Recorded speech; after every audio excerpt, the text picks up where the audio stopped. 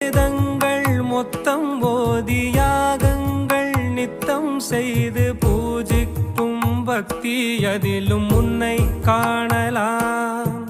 பசி என்று தன் முன் வந்து கையேந்தி கேட்கும் போது தன் உணவை தந்தால் கூட உன்னை காணலாம். உன்னை காண பல கோடி இங்கு வாரி இறைக்கிறார்கள். எளிதாக உன்னை சேர இங்கு யாரு நினைக்கிறார்கள். அலங்காரம் அதில் நீ இல்லை, அகங்கார மனதில் இல்லை. துளி கள்ளம் கபடம் கலந்திடாத அன்பில் இருக்கிறாய். உணர்ந்தேன் உனையே